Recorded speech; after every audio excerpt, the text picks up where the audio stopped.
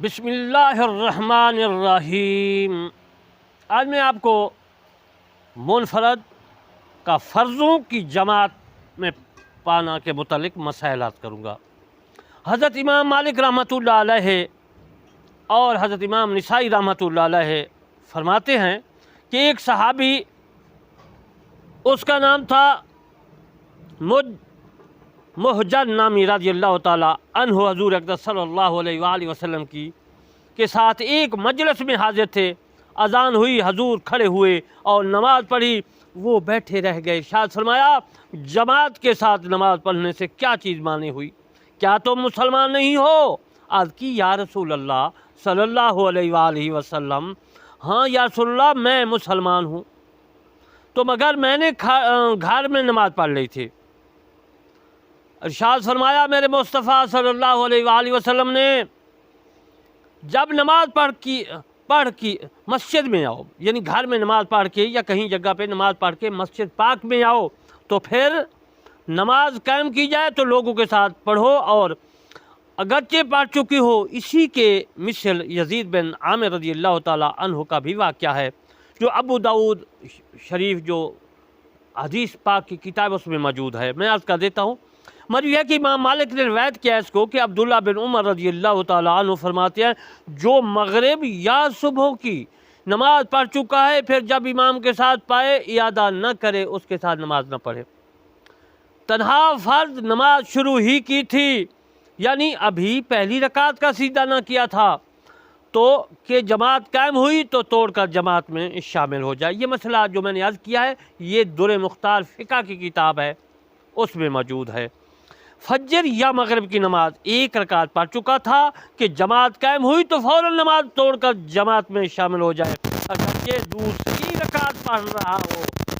البتہ دوسری رکعت کا سجدہ کر لیا تو اب ان دو نمازوں میں توڑنے کی اجازت نہیں ہے، اور نماز پوری کرنے کے بعد بنیت نفل بھی ان میں سے شریک نہ ہو سکتا، کہ فجر کے بعد نفل جائز نہیں، اور مغرب میں اسی وجہ سے کہ 3 نفل کی نہیں ہے، اور مغرب میں اگر شامل ہو گیا تو برا کیا۔ امام کے سلام پھیرنے کے بعد ایک رکعت اور ملا کر 4 کر کے، اور اگر امام کے ساتھ سلام پھیر دیا تو نماز فاسد ہو گئی، نماز ہی نہیں ہوئی۔ 4 رکعت قضا کرے، یہ مسئلہ جو میں نے عرض کیا ہے، آپ اس کو فتاوی عالمگیری میں بھی دے سکتے ہیں، اور بہار شریعت باپ کا نام میں عرض کرتا چلوں، منفرد کا فرضوں کی جماعت میں پانا، بہار شریعت جلد اول صفحہ نمبر 299، تاکہ کسی کو شک و شبہ نہ رہے کہ مسئلہ تو بتا دیا، اس کا حوالہ نہیں دیا۔ میرے دوستوں، میں علامہ طالب صاحب کرمانی بس یاسر آباد چاکمر تحصیل میرٹھ ضلع بہاری صوبہ پنجاب پاکستان سے عرض کرتا ہوں کہ آپ نے اسلام کو پھیلانا ہے، ان مسائل کو دوسرے کے کانوں تک پہنچانا ہے۔ فجر یا مغرب کی نماز ایک رکعت پڑھ چکا تھا کہ جماعت قائم ہوئی تو فوراً نماز توڑ کر جماعت میں شامل ہو جائے، اگرچہ دوسری رکعت پڑھ رہا ہو، البتہ دوسری رکعت کا سجدہ کر لیا، تو اب ان دو نمازوں میں توڑنے کی اجازت نہیں ہے، اور نماز پوری کرنے کے بعد بنیت نفل بھی ان میں شریک نہیں ہو سکتا، کہ فجر کے بعد نفل جائز نہیں ہے، یعنی نفل پڑھنے جائز نہیں ہے۔ اور مغرب میں اسی وجہ سے کہ 3 رکعتیں نفل کی نہیں، اور مغرب میں اگر شامل ہو گیا تو برا کیا۔ امام کے سلام پھیرنے کے بعد ایک رکعت اور ملا کر عرضیہ پڑھے۔ یہ مسئلہ فتاوی عالمگیری میں ہے۔ مغرب پڑھنے والے کے پیچھے نفل کی نیت سے شامل ہو گیا تو امام نے چوتھی رکعت کو تیسری گمان کیا اور کھڑا ہو گیا، اس مقتدی نے اس کا اتباع کیا، اس کے جماعت شامل ہو گئی، تیسری پر امام نے قاعدہ کیا ہو یا نہیں، یہ مسئلہ عالمگیری کتاب میں موجود ہے۔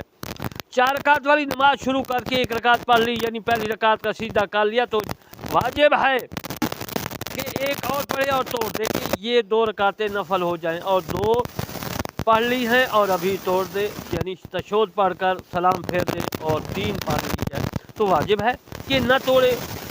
توڑے گا تو گنہگار ہوگا، بلکہ حکم یہ ہے کہ پوری کر کے نفل کی نیت سے جماعت میں شامل ہو، جماعت کا ثواب پائے گا، مگر اثر میں شامل نہیں ہو سکتا، کہ اثر کے بعد جو ہے نفل نہیں ہے، جیسا 2 رکعت فجر کے بعد نفل نہیں ہے، مغرب اثر کے بعد یا فجر کے بعد. یہ مسئلہ جو میں نے عرض کیا یہ دور مختار میں بھی ہے، اور دور مختار کی شرائط المختار مختار اس میں بھی موجود ہے. جماعت قائم ہونے سے مؤذن یعنی اذان دینے والا، مؤذن کا تکبیر کہنا مراد نہیں بلکہ جماعت شروع ہو جانا. مؤذن کی تکبیر کہنے سے قضا نہ کرے اگرچہ پہلی رکعت کا ہنوز سجدہ نہ کیا ہو. یہ مسئلہ فتاوی شامی میں موجود ہے. جماعت قائم ہونے سے نماز قضا کرنا اس وقت ہے کہ اس مقام پر یہ نماز پڑھنا وہیں جماعت قائم ہو. اگر یہ گھر میں نماز پڑھتا ہے اور مسجد میں جماعت قائم ہوئی، یا ایک مسجد میں یہ پڑھتا ہے تو دوسری مسجد میں جماعت قائم ہوئی، تو توڑنے کا حکم نہیں ہے اگرچہ پہلی کا سجدہ نہ کیا ہو. یہ مسئلہ بھی دور مختار میں بھی موجود ہے اور ضد المختار میں بھی موجود ہے، یعنی اس کو فتاوی شامی کہتے ہیں، اور یہ دور مختار کی شرح ہے. نفل شروع کی تھی اور جب جماعت قائم ہوئی تھی تو قطع نہ کرے بلکہ 2 رکعت پوری کر کے اگرچہ پہلی کا سجدہ نہ کیا یعنی پہلی رکعت کا تو تیسری رکعت پڑھتا ہو تو 4 پوری کرے. یہ مسئلہ دور مختار میں بھی ہے اور یہ مسئلہ ضد المختار میں ہے، یعنی کہ ضد المختار فتاوی شامی اس کو کہتے ہیں. جمعہ اور ظہر کی سنتیں پڑھنے میں خطبہ یا جماعت شروع ہوئی تو 4 پوری کر لے. یہ مسئلہ بھی دور مختار میں موجود ہے. سنت یا نماز قضا شروع کی اور جماعت قائم ہوئی تو پوری کر کے شامل ہو. وہاں جو قضا شروع کی اگر بعین ہی اسی قضا کے لیے جماعت قائم ہوئی تو توڑ کر شامل ہو جائے. یہ مسئلہ بھی فتاوی شامی کے علاوہ دور مختار میں بھی موجود ہے، جس کو فتاوی شامی کہتے ہیں، اور ہمارے شریعت میں بھی موجود ہے.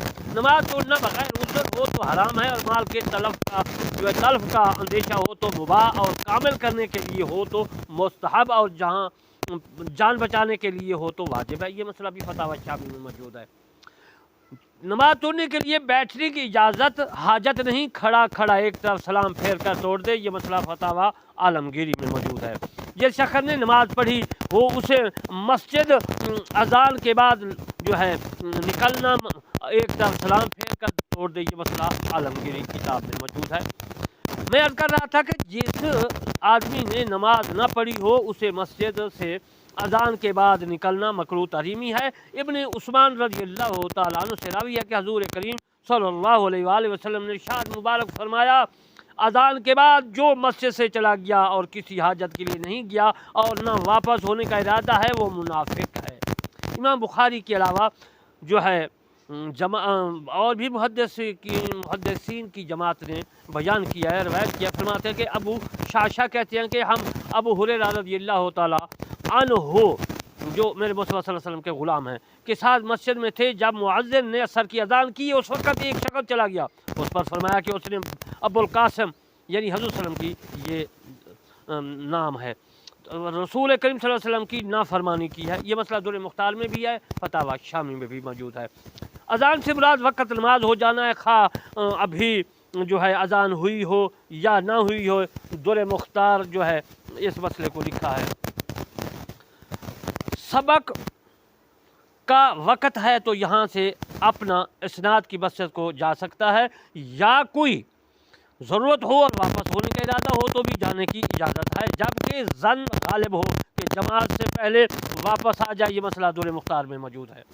جس نے ظہر یا عشاء کی نماز تنہا پڑھ لی اور اسے مسجد سے چلے جانے کی ممانعت اس وقت اقامت شروع ہو گئی، اقامت سے پہلے جا سکتا ہے، اور جب اقامت شروع ہو گئی تو حکم ہے کہ جماعت میں بانیت نفل شروع ہو جائے. اور مغرب و فجر اثر میں اسے حکم ہے کہ مسجد سے باہر چلا جائے جبکہ پڑھ لی ہو. یہ مسئلہ بھی دور مختار میں بھی موجود ہے اور بہار شریعت میں بھی موجود ہے. مقتدی نے 2 سجدے کیے، امام ابھی پہلے ہی میں تھا تو دوسرا سجدہ نہ ہو. دور مختار نے اس مسئلے کو لکھا ہے. 4 رکعت والی نماز جسے 1 رکعت امام کے ساتھ ملی تو اس نے جماعت نہ پائی، ہاں اس جماعت کا ثواب ملے گا اگرچہ قاعدہ اخیرہ میں شامل ہو. بلکہ جسے 3 رکعتیں ملی اس نے بھی جماعت نہ پائی، جماعت کا ثواب ملے گا، مگر جس کی کوئی رکعت جاتی رہی اسے اتنا ثواب نہ ملے گا جتنا اول سے شروع شریک ہونے والے کو ملتا ہے۔ اس مسئلے کو محصل یہ ہے کہ کسی نے کسی قسم کھائی فلاں نماز جماعت سے پڑھے گا اور کوئی رکعت جاتی رہی تو قسم ٹوٹ گئی، کفارہ دینا ہوگا۔ 3 اور 2 رکعت والی نماز میں بھی 1 رکعت نہ ملی تو جماعت نہ ملی، اور حق کا حکم بھی جو ہے جماعت پانے والے کا ہے۔ یہ مسئلہ در مختار اور فتح شامی میں موجود ہے۔ امام رکوع میں تھا، کسی نے اس کی اقتدا کی اور کھڑا رہا یہاں تک کہ امام نے سر اٹھا لیا تو 2 رکعت اور وہ رکعت نہ ملی، لہذا امام کے فارغ ہونے کے بعد اس رکعت کو پڑھ لے۔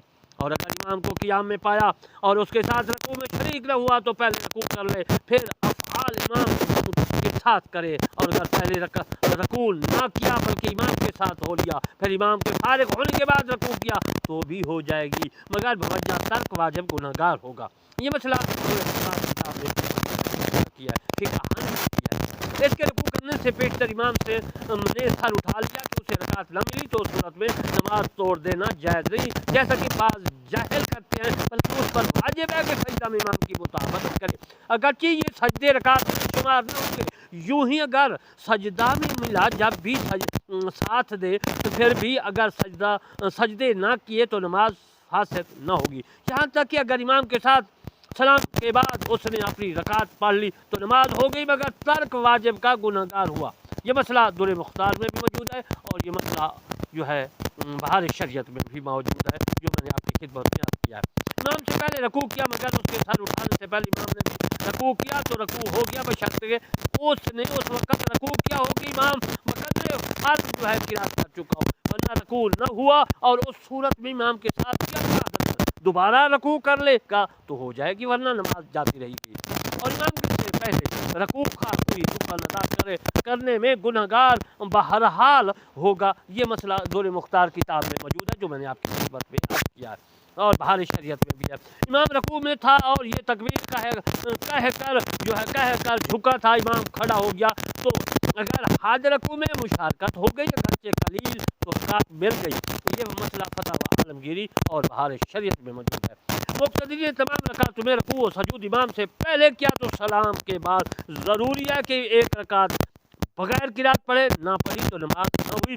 اگر امام کے بعد رکوع سجود کیا تو نماز ہو گئی، اور اگر رکوع پہلے کیا اور سجدہ ساتھ ساتھ تو 4 رکعتیں بغیر قرات پڑھے، اگر رکوع ساتھ کیا اور سجدہ پہلے تو 2 رکعت بعد میں پڑھے۔ یہ مسئلہ فتح عالمگیری میں بھی موجود ہے اور یہ مسئلہ بہار شریعت میں بھی موجود ہے۔